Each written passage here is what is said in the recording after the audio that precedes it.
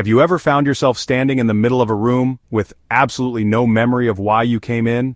It's a common feeling, one we often dismiss with a small, weary sigh.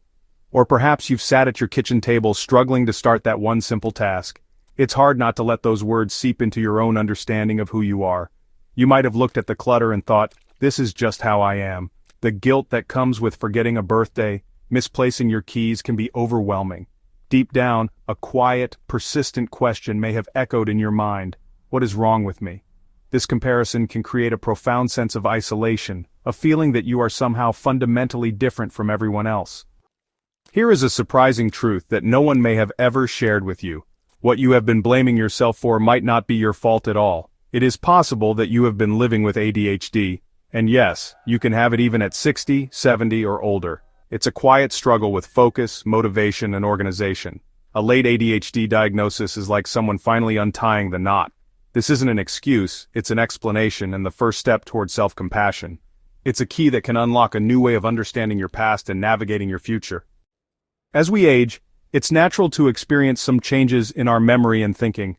We might forget a name here and there or find ourselves searching for our glasses only to realize they're on top of our head.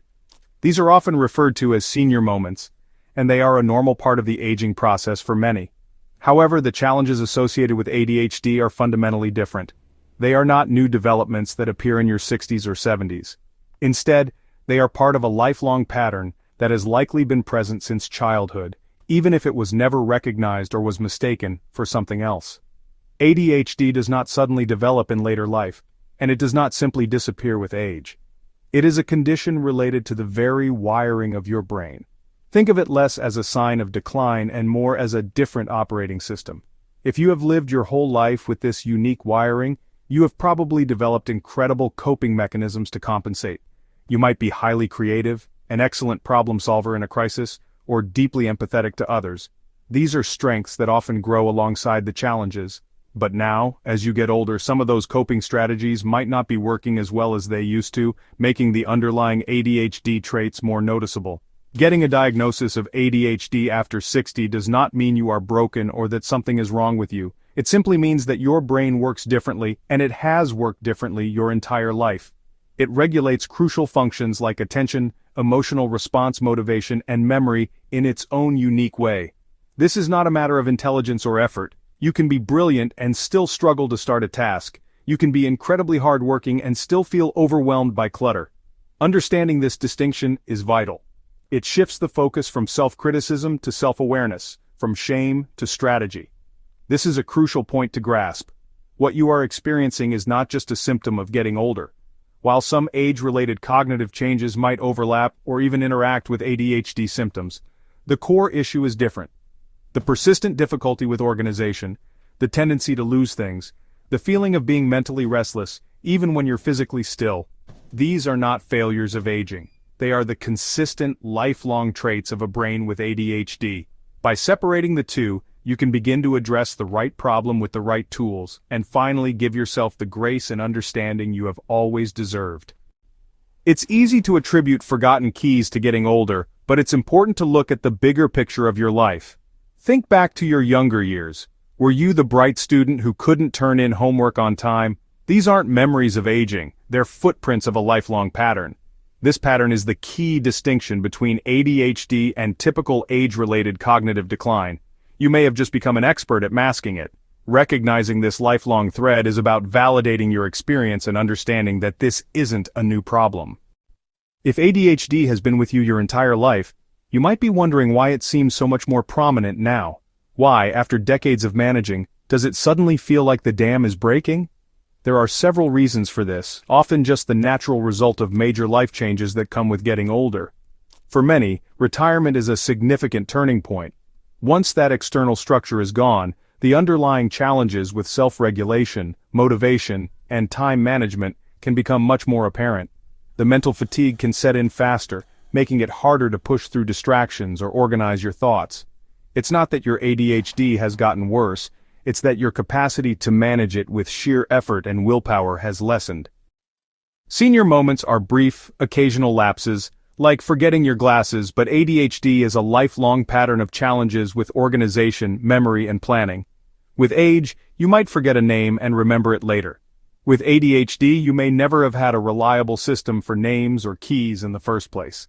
ADHD isn't about isolated blips, it's a consistent struggle with executive functions, planning, organizing, starting tasks, and regulating emotions. A senior moment is forgetting the milk and writing a list. ADHD is forgetting to make the list, losing it, getting distracted, and still coming home without milk. Understanding this difference is empowering. It's not decline, but a different way your brain has always worked. Recognizing ADHD means you can seek strategies that fit your brain, not just blame aging.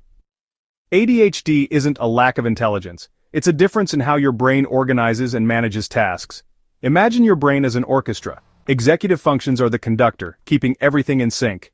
In ADHD, the conductor is creative but easily distracted, missing cues and losing rhythm.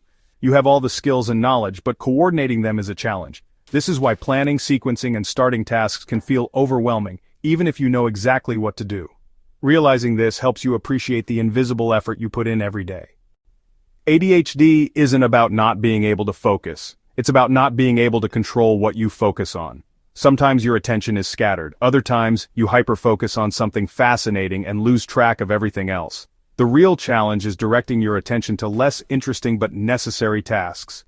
Mundane chores don't spark your brain's interest, so willpower alone often fails. It's not laziness or a moral failing, it's how your brain is wired. People may not understand why you can focus for hours on a hobby but not on paperwork. Your focus follows a different set of rules, driven by interest, not obligation. Motivation in ADHD works differently. It needs interest, challenge, novelty, or urgency to get started. Tasks that lack these elements feel impossible to begin, no matter how important they are. That's why last-minute deadlines or turning chores into games can suddenly make you productive. It's not about willpower or laziness, your brain just needs the right fuel. Understanding this lets you stop blaming yourself and start finding ways to work with your brain. Ask, how can I make this task more interesting, challenging, or urgent for myself? ADHD also affects emotional regulation. Your feelings can swing quickly and intensely like a faulty thermostat. Small frustrations can trigger big reactions and happy moments can feel euphoric. This isn't a choice, it's how your brain processes emotion. Rejection. Sensitive dysphoria means criticism or disappointment can feel overwhelming. You may have spent years trying to hide your intense feelings, thinking they were a flaw. Understanding this as part of ADHD helps you approach your emotions with compassion, not shame. For every ADHD challenge, there's often a hidden strength. Your creativity, quick thinking, and ability to connect ideas are genuine assets. In a crisis, your brain can focus and perform under pressure when others freeze. Your empathy runs deep, shaped by a lifetime of feeling different and misunderstood. These strengths have helped you succeed and support others, even if you never realized they were linked to ADHD. Embracing both your challenges and your gifts gives you a fuller, truer picture of yourself. To understand why your ADHD may have been missed, we need to journey back to the 1950s, 60s, or 70s. The understanding of mental health was vastly different then. ADHD was almost exclusively applied to young, hyperactive boys. The idea that a quiet girl could have it, or that it could persist into adulthood, was not part of the conversation. If a child was disorganized, they were told to try harder. If they were inattentive, they were labeled a daydreamer. There wasn't a framework for understanding these behaviors as symptoms of a neurological difference. Life often had a more predictable rhythm, acting as a support system. This environment made it easy for a person with ADHD to fly under the radar. You spent a lifetime navigating a world that had no name for your experience. Many older adults who are now being diagnosed with ADHD share a common story from their childhood. They were seen as bright, intelligent, and full of promise, yet their performance was consistently inconsistent. Perhaps you were this child. You could ace a test on a subject that fascinated you but completely fail to hand in the daily homework assignments. You might have been able to contribute brilliant, insightful comments in class discussions, but produce written work that was disorganized and incomplete. This mismatch between your obvious intelligence and your uneven output was a source of great confusion and frustration for the adults around you, and most likely, for you as well. Teachers, with the best of intentions, would write comments on your report cards that have likely echoed in your mind for decades. So much potential, but needs to apply himself. She is a joy to have in class but is very forgetful and disorganized. Could achieve great things if only he would focus.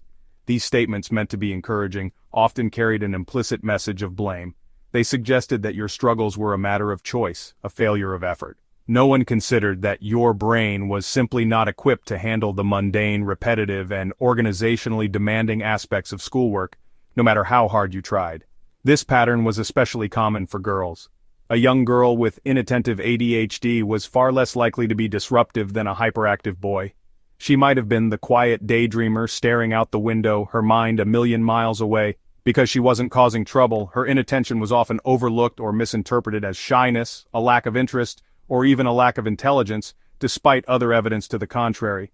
She learned early on to compensate by being a people pleaser, working extra hard to be helpful and kind to make up for the things she forgot or the deadlines she missed. Her internal chaos was masked by a calm and compliant exterior. As a result, you may have internalized the narrative of being an underachiever.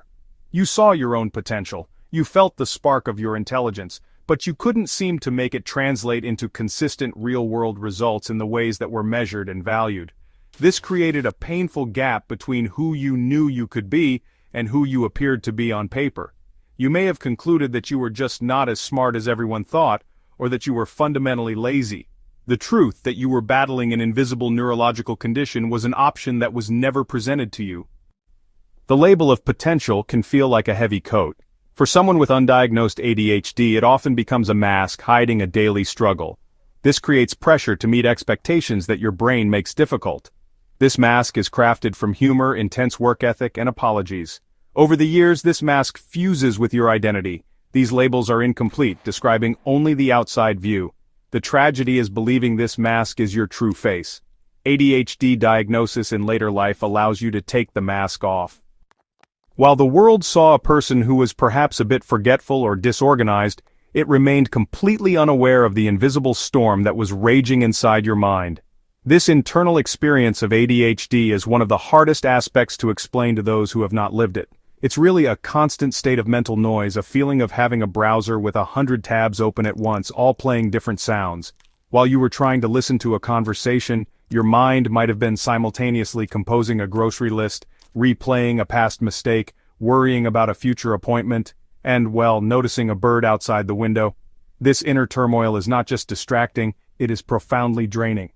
Imagine the mental energy it takes to constantly corral your thoughts, to try and force them into a single orderly line when their natural tendency is to scatter in every direction. This is the work you were doing every single day, in every single moment. It's why you might have felt so exhausted at the end of a seemingly easy day. While others were simply performing their tasks, you were performing the task, and at the same time, wrestling with the storm in your own mind. This double effort was your constant companion, yet it was completely invisible to everyone around you. This internal storm also manifested as a constant, low-grade anxiety. When you can't fully trust your own mind to remember important things, you live with a persistent fear of what you might have forgotten. Did I lock the door? Did I turn off the stove? Did I miss that important bill payment? This nagging uncertainty creates a backdrop of stress in your life. You may have developed checking rituals or other coping mechanisms to manage this anxiety, but the underlying fear remained. You were always waiting for the other shoe to drop, for the consequences of your forgetfulness or disorganization to catch up with you. This is why a late diagnosis can be such a profound relief. For the first time, you learn that the storm has a name.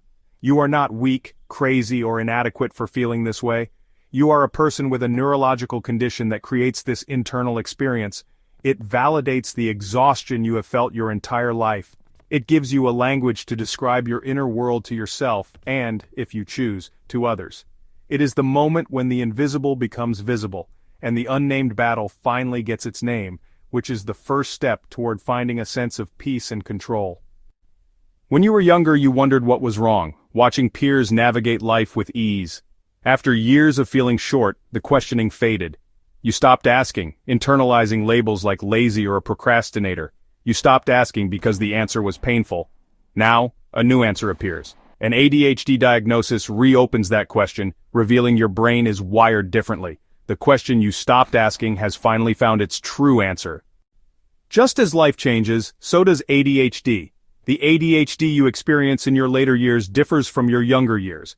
Overt hyperactivity lessens, morphing into internal restlessness. Your mind races, especially when still. Focus evolves. You might lose your train of thought mid-sentence. Initiating tasks becomes a struggle. It feels like paralysis when facing multi-step projects. It feels like being stuck in mental mud. We've touched on this before, but it is so important that it deserves a closer look. The phrase senior moment has become a common, almost casual way to describe the small memory lapses that can come with age. Forgetting a name, walking into a room and forgetting why, or misplacing your keys are all chalked up to this phenomenon. But when these events are not occasional blips, but are instead the constant daily texture of your life, we are likely talking about something more than just normal aging. It's crucial to understand the difference, because mislabeling lifelong ADHD symptoms as senior moments can prevent you from finding the right strategies and support. A true senior moment is often a retrieval problem. The information is in your brain, but you have temporary trouble accessing it. Later that day, the name you were searching for might pop into your head. With ADHD, the problem is often not with retrieval, but with encoding in the first place. You never truly forgot where you put your keys because your attention was elsewhere when you set them down. Your brain didn't properly register the information because it was distracted by another thought. This is a lifelong pattern of inattention leading to forgetfulness, not a new decline in your memory's filing system. Consider the emotional component. A typical senior moment is often met with a shrug or a laugh. The frustration is fleeting. For someone with ADHD, the constant misplacing of things like glasses, keys, and important papers carries a much heavier emotional weight. It's tied to a lifetime of feeling irresponsible, of being chided for being careless, and of the deep shame that comes with feeling like you can't manage the simple things. Each lost item isn't just an inconvenience, it can feel like another piece of evidence confirming a lifelong fear that you are somehow failing at life, which is a much more painful experience. This pattern of chronic disorganization and forgetfulness has real-world consequences that go beyond minor annoyances. It can lead to missed appointments with doctors, unpaid bills that affect your credit, or lost prescriptions that impact your health. These are not small matters. When you recognize that this is a pattern, a symptom of a neurological condition, and not just you getting older, it changes everything. It moves the problem out of the realm of untreatable decline and into the realm of a manageable condition. You can stop feeling helpless and start looking for ADHD-specific tools, like creating a designated launch pad by the door for your essentials that can make a real difference. ADHD after 60 is not just about the symptoms you experience today. It is about the accumulated emotional weight of living with those symptoms, undiagnosed, for a lifetime. Imagine carrying a heavy bag on your shoulders every single day. For decades, you didn't know why the bag was so heavy, you just knew it was your burden to carry. You strengthened your legs, you learned to lean just so, and you kept walking. A late diagnosis is like someone finally telling you that you can look inside the bag. When you do, you find it's full of stones of self-blame, shame, anxiety, and the grief for what might have been. This emotional weight can be one of the most significant aspects of having ADHD as an older adult.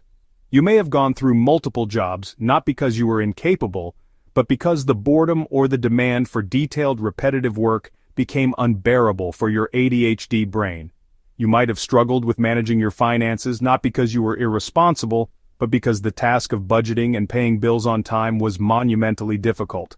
These experiences weren't just events, they left emotional scars, reinforcing a narrative that you were somehow flawed or not as competent as your peers. Relationships, too, can carry the weight of this history. You may look back and see friction in your marriage or with your children that was caused by symptoms you didn't understand. Perhaps your partner felt you weren't listening when your mind wandered, or your children felt you were unreliable when you forgot important events. Without the language of ADHD to explain these behaviors, they were often interpreted as a lack of caring.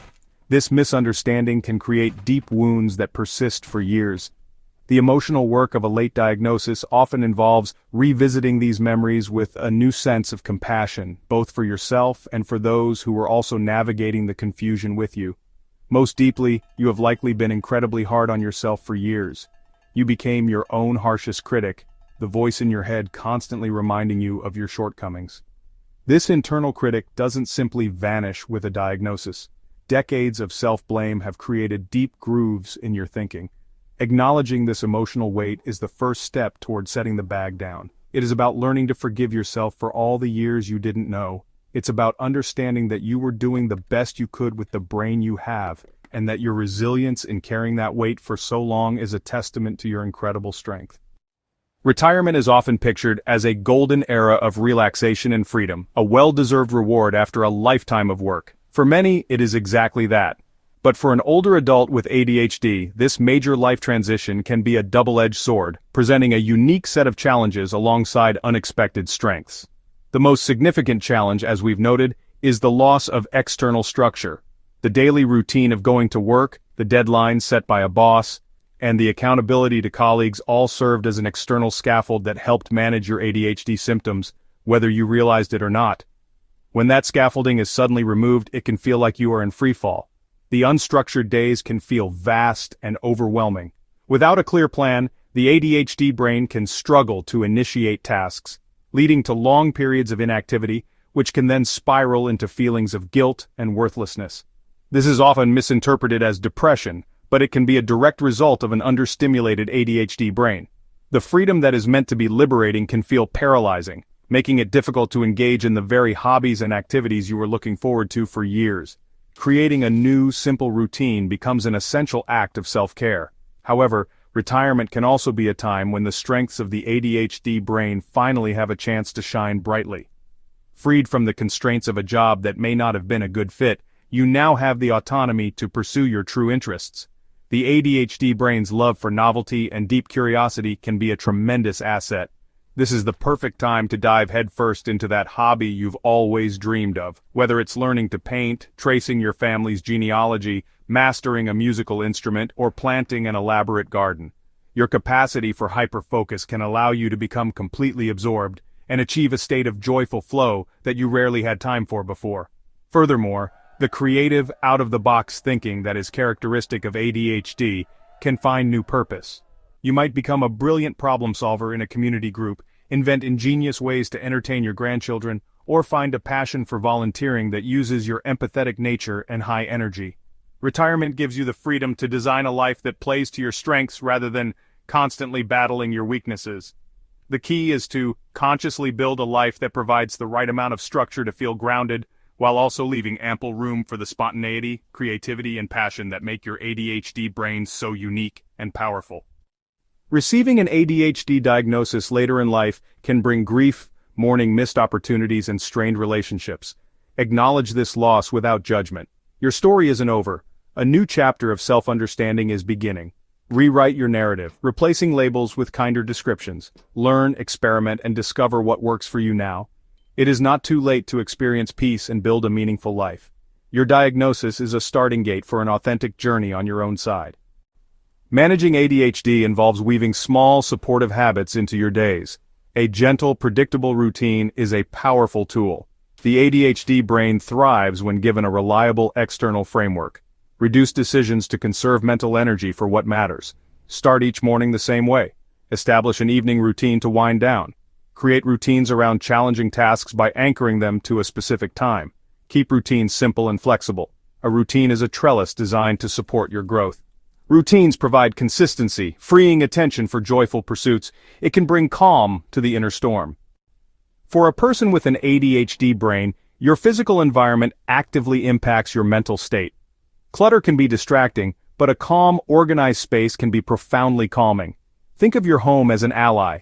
Use visual cues like a large calendar for appointments and sticky notes for reminders. Create a home for everything, especially keys, glasses, and your wallet. A launchpad near the entrance helps. Finally, embrace one task at a time. Make your environment a partner in your quest for calm. Support your brain's function through body movement, mental wellness, and medication, if appropriate. Physical activity is a non-prescription treatment for ADHD symptoms. Activities like walking, gardening, or dancing release brain chemicals that ADHD medications target, improving focus and mood. Even a brisk walk can make a difference. For some, medication can be life-changing, improving focus and reducing impulsivity. Discuss medication options with a doctor experienced in ADHD in older adults. Combine routines, organization, and movement to build a supportive ecosystem for your brain. Self-forgiveness may be the most challenging, and also the most transformative tool. It is the gentle, ongoing practice of forgiving yourself. You have lived with a story filled with self-criticism and blame. A diagnosis of ADHD does not magically erase that lifetime of negative self-talk. The work now is to consciously and kindly begin to let it go. This process begins with acknowledging the grief. You might even try a simple exercise: write a letter to your younger self. Tell that person what you know now. Self-forgiveness is a daily practice. When you misplace your keys again, you can gently interrupt the old harsh voice. This small shift in your internal dialogue is revolutionary. The goal is to become the best version of your wonderful, creative, empathetic, ADHD-wired self. This journey of understanding is a profound act of self-love, and that understanding, that forgiveness, is the most powerful tool of all. One of the most profound discoveries that can follow a late-life ADHD diagnosis is seeing your own traits reflected in younger generations, especially in your grandchildren. You might notice he just can't seem to sit still, or maybe you observe your granddaughter, who consistently loses her homework. Sound familiar? It can feel a lot like looking into a mirror.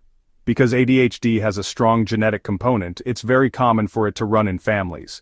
On the contrary, it's a call to a unique and beautiful purpose.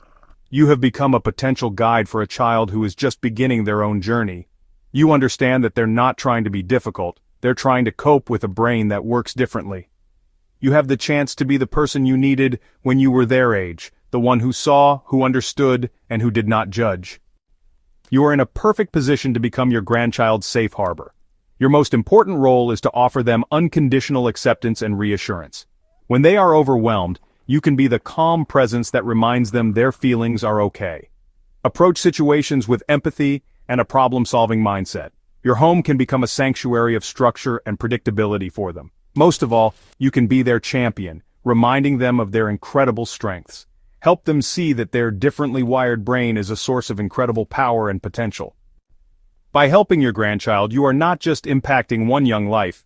You are helping to change the entire story for your family, creating a legacy that can heal the past and protect the future. For generations, the story in your family may have been one of misunderstanding. The struggles associated with ADHD might have been labeled as personality flaws, creating friction and pain between parents and children. Your new understanding gives you the power to break that cycle. You can be the one who introduces a new language into your family, a language of neuroscience, compassion, and acceptance. When you talk openly and without shame about your own ADHD, you give others permission to do the same. You might gently explain to your own adult children, the parents of your grandchild, what you've learned. You could say, "You know how I've always been so forgetful and how my house is always a bit cluttered? I've learned it's because my brain is wired with something called ADHD, and I see some of that same amazing, creative, and sometimes chaotic energy in my grandchild. It's not a bad thing, it's just different." This can open up a conversation that replaces blame and frustration with curiosity and a desire to learn. This new understanding can ripple backward and forward through time. It can help you reframe your own childhood and your relationships with your parents, seeing them not as people who failed to see you, but as people who simply didn't have the knowledge we have today. It allows you to forgive, and it ripples forward, providing your grandchild with a foundation of self-worth that you may never have had at their age. A child who grows up knowing their brain is different, not defective, is a child who is less likely to suffer from the shame and low self-esteem that plagued so many of us. Ultimately, your journey of self-discovery late in life becomes a gift to everyone you love. You are building a family culture where differences are not just tolerated but understood and even celebrated. You are demonstrating that it is never too late to learn, to grow, and to heal. The greatest legacy you can leave is not money or possessions, but a model of self-acceptance. By embracing your own ADHD with grace and wisdom, you teach your grandchild, your children, and everyone around you that the most powerful thing we can do is to understand ourselves and each other with compassion. This is how you turn a lifetime of struggle into a legacy of strength. If the story we have walked through together has resonated with you, if you have seen your own life reflected in these pages, then please take a quiet moment to absorb this truth. You are not alone, and you never were. For decades, you may have felt like you were on a solitary island grappling with a set of challenges that no one else seemed to understand. You fought a quiet, invisible battle every single day, mustering enormous energy just to stay afloat in a world that seemed to operate by a different set of rules. The exhaustion, the frustration, and the shame were your constant companions, a secret burden you carried with grace and resilience. All this time there were millions of others, just like you, on their own islands, fighting their own versions of the same battle. Millions of other seniors are only now, in their golden years, discovering the name for the invisible force that has shaped their lives. They are learning that the lifelong struggle with clutter, with procrastination, with forgetfulness, and with that relentless inner restlessness was not a personal failure. It was not a sign of weakness or a flaw in their character. It was and is a neurological condition with a name, an explanation, and a community of fellow travelers who truly understand. The words that may have defined you for so long can now be gently set aside. You are not lazy. Laziness is choosing not to do something you are capable of doing. You have spent your life trying with all your might to do things that your brain's wiring made incredibly difficult. You are not flaky or unreliable.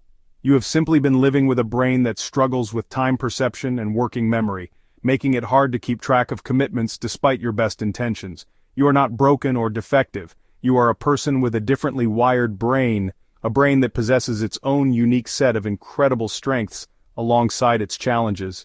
This understanding is more than just a new piece of information. It is a fundamental shift in your relationship with yourself. It is the end of the war and the beginning of a peace treaty. It is the moment you stop fighting against yourself and start working with yourself. The diagnosis is not a label that confines you. It is a key that liberates you. It frees you from a lifetime of self-blame and opens the door to a future built on a foundation of self-compassion, effective strategies, and the profound relief of finally, truly understanding. With this newfound knowledge, you stand at the threshold of a new beginning. The years you have ahead of you can be different from the years that lie behind. They can be defined not by struggle, but by discovery, not by shame, but by self-acceptance. You have the opportunity now to begin again, to redefine your life on your own terms, armed with the understanding of how your mind truly works. This journey of rediscovery is not limited by age. You can begin this new chapter now at 60, you can begin it at 70, you can even begin it at 80 or beyond. The power of this truth does not diminish with time, the past does not disappear, but its meaning can be transformed. Every memory of struggle, every moment of frustration can now be seen through a new lens of compassion. You were not failing, you were coping, you were not weak, you were resilient. By reframing your personal history, you can heal old wounds and reclaim the narrative of your life. It becomes a story not of inadequacy, but of incredible perseverance in the face of an invisible obstacle. This new story is one you can not only tell yourself but also share with others, turning your experience into a source of wisdom and connection. This is the beginning of a new conversation, both with yourself and with the world around you. It is a conversation rooted in honesty and kindness. You can learn to speak to yourself with the same gentle encouragement you would offer a dear friend. You can also, if you choose, open up a new dialogue with your family and loved ones, helping them understand the real reason behind behaviors that may have caused confusion or hurt in the past. This act of sharing can be a powerful catalyst for healing, bridging gaps of misunderstanding with the strong, beautiful material of empathy. Ultimately, remember this: understanding changes everything. It is the light that illuminates the path forward, making it possible to navigate with more ease and less fear. It is the tool that allows you to build a life that fits you, rather than trying to force yourself to fit into a world not designed for your brain. You have spent a lifetime gathering wisdom, experience, and strength. Now, with the final crucial piece of the puzzle in place, you are perfectly equipped to make the next chapter of your life your most authentic and peaceful one yet.